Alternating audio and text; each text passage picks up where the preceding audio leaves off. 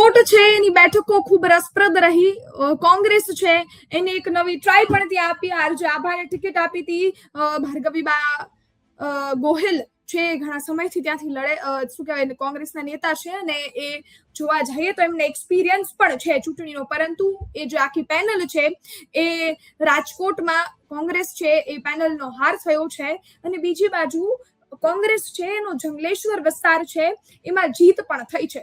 તો આખી જે પરિસ્થિતિ છે એને સમજવા માટે આપણી સાથે આપણા સંવાદદાતા રોનક મજીઠિયા જોડાઈ ગયા છે. રોનક મજીઠિયા છે એમનું સ્વાગત કરીએ છીએ ગુજરાત તકમાં. રોનકભાઈ, ગુજરાત તકમાં સ્વાગત છે.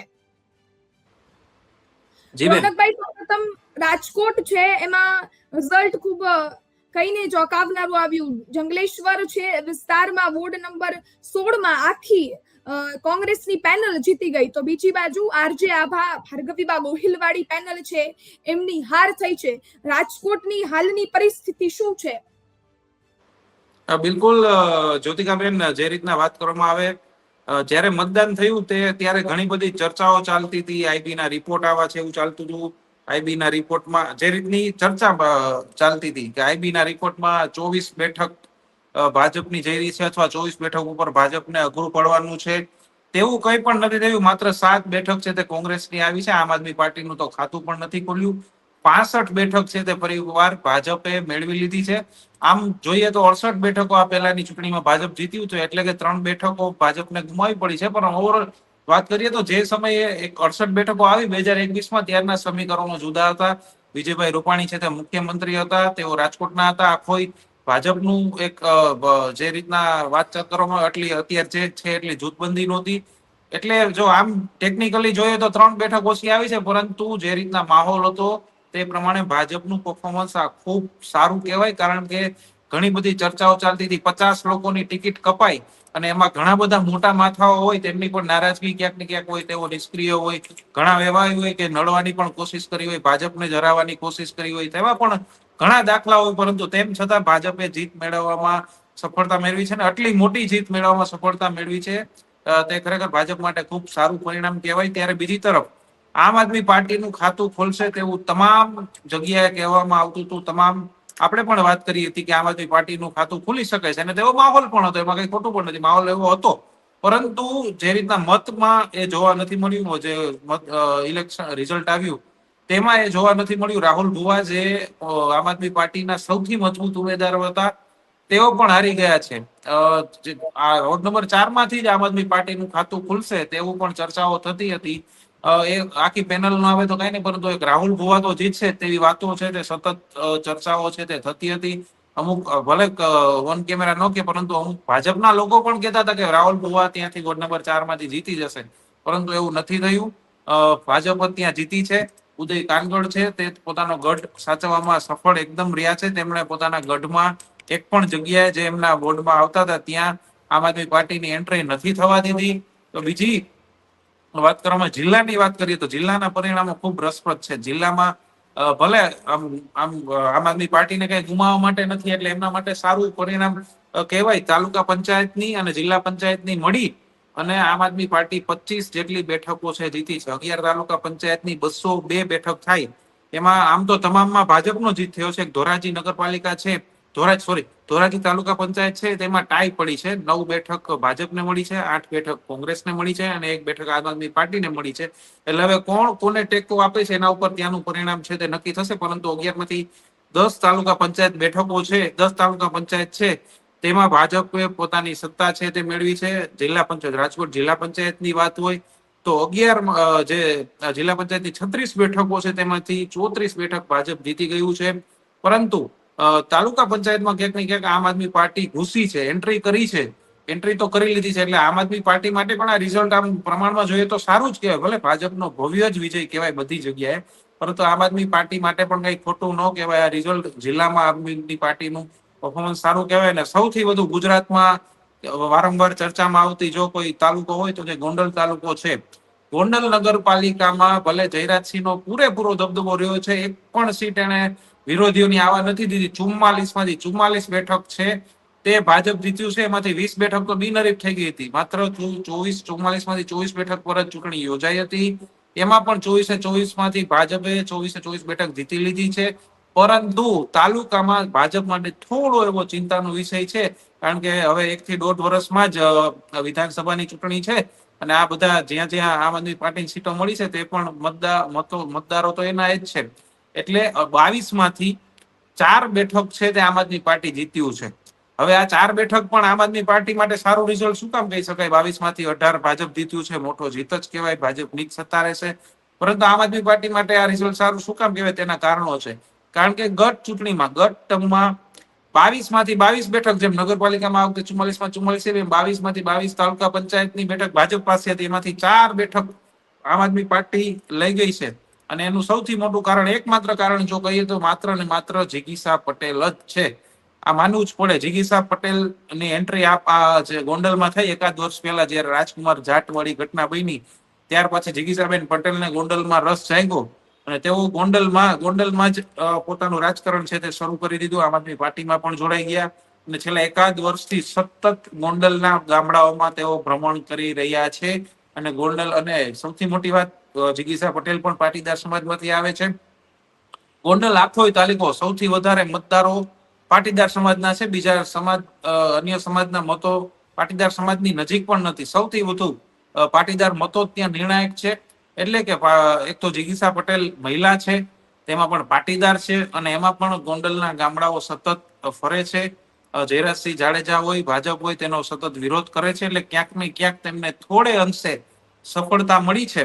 એટલે કે હવે જિગીશા પટેલ છે તે આવનારા સમયમાં, આવનારા 1 થી 1.5 વર્ષ હજુ વધારે ઉગ્રતાથી, વધારે એક્ટિવ રીતને ગોંડલમાં રહેશે તેવી પણ શક્યતા છે. તો બીજી તરફ જયરાજસિંહ જાડેજા છે, જૂના રાજનીતિના ખેલાડી છે, એટલે તેઓ પણ હવે આવનારા 1.5 વર્ષ છે તે પોતાની રાજનીતિ બરાબરની કરશે. એટલે કે ગોંડલ વિધાનસભાની ચૂંટણી જેમ 2022માં સૌથી વધારે ચર્ચાનો વિષય હતી, તેવું જ થવાનું છે 2027માં પણ. અત્યારથી જ લખી લ્યો, 2027માં પણ ગોંડલની વિધાનસભાની ચૂંટણી છે તે સૌથી વધુ ચર્ચામાં રહેવાની છે. આ પરિણામ જોઈને એવું લાગે છે. અને જી બીજી અમારા હજી એક વાત, જેતપુર અને જામકંડોરણા, એ પણ જયેશભાઈ રાદડિયાનો ગઢ ગણાય છે. ત્યાં પણ આમ આદમી પાર્ટીએ એન્ટ્રી કરી છે.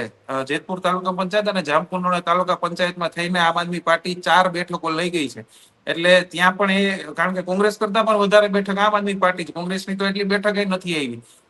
જેમ ગોંડલમાં એક તરફી ભાજપ જીતે છે એક ચક્રી રીતે, એમ જેતપુર કંડોળામાં પણ જયેશભાઈ રાદડિયાનું એટલું જ વર્ચસ્વ છે. ત્યાં પણ આમ આદમી પાર્ટી એન્ટ્રી થવી એ આમ આદમી પાર્ટી માટે તો અત્યારે સારું જ કહેવાય, બોનસ જ કહેવાય જેટલી સીટો જીતે, કારણ કે એમની પાસે કઈ ગુમાવવા માટે કઈ હતું નહીં.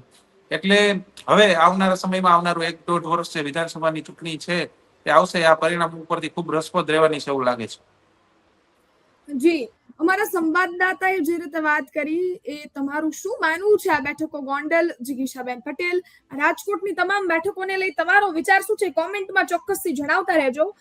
બાકી રોનકભાઈ, રાજકોટ છે એમાં એક ચર્ચા ખૂબ ચાલી જ્યારથી ચૂંટણીની જાહેરાત થઈ ત્યારથી, કે કોંગ્રેસ છે એને સ્ટ્રેટેજિકલ પ્લાન બનાવ્યો છે અને એ મહદઅંશે સફળ પણ રહેશે.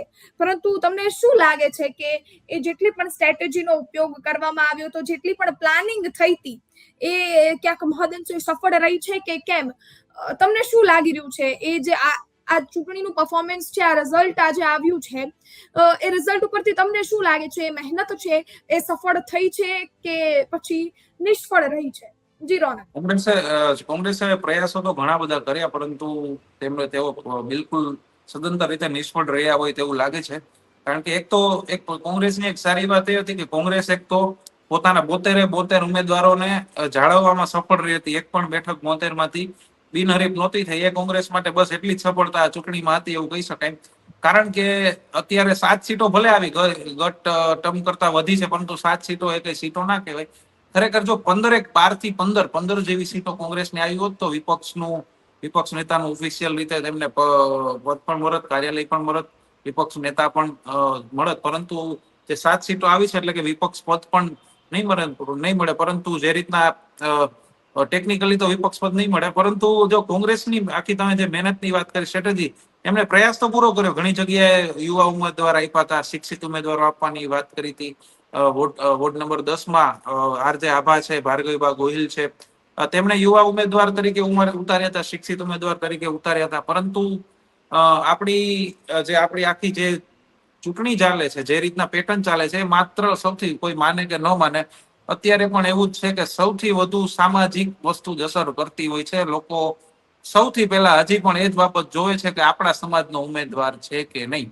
એ જ વસ્તુ તમામ જગ્યાએ સૌથી વધુ લાગુ પડતી હોય છે. પછી બીજા નંબરે લોકો એ જોતા હોય છે કે કોણ શિક્ષિત છે ને કોણ યુવા છે. પરંતુ અત્યારે જોતા એવું લાગે છે કે કોંગ્રેસ હજુ સફળ નથી. એનું કારણ એ છે કે વોર્ડ નંબર 16માં કોંગ્રેસની 4 બેઠક આવી છે. એમાં ગત ટર્મમાં પણ કોંગ્રેસ ખૂબ પાતળી સરસાઈથી હાર્યું હતું. એટલે કે ત્યાં કોંગ્રેસના મતદારો હતા જ. જે નવો વોટ કોંગ્રેસને મળ્યો છે તે ભાજપ ગત ચૂંટણીમાં પણ ખૂબ ઓછા મતોથી જીત્યું હતું. અને આ વખતે તો પાછું જંગલેશ્વર ડિમોલેશનનું ફેક્ટર હતું. જે વોર્ડ નંબર 16માં જે આવી છે એ જંગલેશ્વર વિસ્તાર મોટા ભાગનો આવે છે. એટલે આ વખતે કોંગ્રેસને ડિમોલેશનનું ફેક્ટર મળી ગયું છે અને આપોઆપ વધારે એમની મહેનત કરતા આપોઆપ કોંગ્રેસને આ બેઠક 16 નંબર વોર્ડ મળી ગયો તેવું લાગે છે. એટલે જો કદાચ આપણે એવું કદાચ કહીએ કે જો કદાચ જંગલેશ્વરનું ડિમોલેશન ન થયું હોત અને તો ભાજપ કદાચ પાતળી સરસાઈથી જે વોટ જાળવવામાં સફળ થયું હોત, તો એનો મતલબ કે કોંગ્રેસને માત્ર 3 જ બેઠક મળી હોત. એટલે કે કોંગ્રેસનો રકાસ છે તે નીકળી ગયો હોત. ભલે ભાજપમાં વાતો થઈ, ઉમેદવારો જાહેર થયા, પછીથી સતત 10-15 દિવસ એ જ ચર્ચા થઈ કે આ વખતે ભાજપમાં જબરદસ્ત આંતરિક જૂથવાદ ચાલે છે, અનેક વોટના જે મોટા માથાઓ છે તે નારાજ છે. પરંતુ છેલ્લી ઘડીએ ભાજપનું દર વખતે આવો ખેલ પાડી દેતા હોય છે. છેલ્લી ઘડીએ ડેમેજ કંટ્રોલ કરવામાં સફળ રહેતા જ હોય છે. તેવું જ કંઈક થયું છે. અને બીજું મતદારો છે. ક્યાંક એવું પણ હોઈ શકે કે એક તો મતદાન ખૂબ ઓછું થયું હતું અને બીજું 50% જેવું મતદાન થયું હતું. અને બીજું એ કે ક્યારેક એવું પણ હોતું હોય છે કે લોકો છે તે ત્રાસી ગયા હોય છે. લોકોને સામેના પાર્ટીને મત પણ આપવો હોય છે. પરંતુ સ્થાનિક સ્વરાજની ચૂંટણી હોય, વોર્ડ વાઇઝ કોર્પોરેશનમાં ચૂંટણી હોય, તો સામે એવા કોઈ ઉમેદવાર તો હોવા જોઈએ ને, તો લોકો એમને મત આપે. એવું પણ હોય. એટલે ક્યારેક એવું હોય કે લોકો ત્રાસી ગયા છે પણ સામે એટલું બધું કઈ પોટેન્શિયલ દેખાતું નથી હોતું. એટલે પણ ક્યારેક ભાજપ જીતી જતું હોય છે, તેવું હોય છે.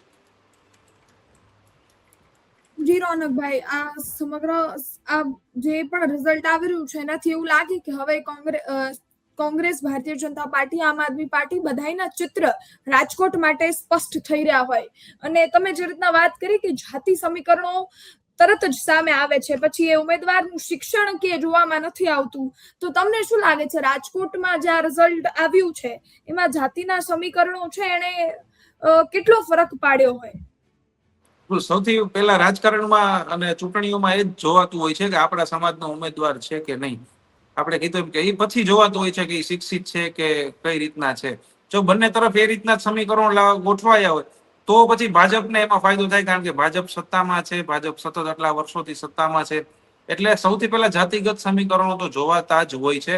અને જ્યાં એ સમીકરણો નથી ગોઠવાતા ત્યાં તમે જોઈ પણ શકો છો, ગમે એટલો સારો ઉમેદવાર હોય તેમને જનતા છે તે સ્વીકારતી નથી. કારણ કે સૌથી પહેલા એ જોવાનું હોય છે. આરજે આભા છે કોંગ્રેસમાંથી લડ્યા, તો આરજે આભા આપણે આમ એક રીતે જોઈએ તો એ વ્યક્તિ ભલે અત્યારે જે પ્રકારના નેતાઓ હોય છે, ધારાસભ્ય પણ બની જાય છે અને કોર્પોરેશનમાં કોર્પોરેટર પણ બની જાય છે, તો આરજે આભા એટલા તો લાયક છે જ કે કદાચ એ કોર્પોરેટર બની જાય. પરંતુ એમના સમાજના મતદારો આ વોર્ડમાં નથી એટલે એમને ઓછા મત મળે. એવું જ જોવાતું હોય છે મોટા ભાગે. આપણે ગમે એવી વાતો કરીએ કે હવે રાજનીતિ બદલાઈ રહી છે, ના છે તેન છે, પરંતુ સૌથી વધારે એ જ ફેક્ટર જોવામાં આવતું હોય છે કે આપણા સમાજનો ઉમેદવાર છે કે નહીં. જી રોનકભાઈ, તમે અમારી સાથે જોડાયા, રાજકોટ ના ચિત્રને લઈ અમારી સાથે વાત કરી તે બદલ આપનો ખૂબ ખૂબ આભાર રોનકભાઈ. આપણે સાંભળ્યું અમારા સંવાદદાતાએ શું કહ્યું. રાજકોટમાં ક્યાંક જાતિના સમીકરણો છે એને પણ કામ કર્યું છે, ક્યાંક કોંગ્રેસ છે એની મહેનત નિષ્ફળી છે. અને આમ જોવા જઈએ તો ભારતીય જનતા પાર્ટી છે એનો ભગવો રાજકોટમાં પણ લહેરાયો છે. 7 જ બેઠકો કોંગ્રેસ જીતી શકી છે.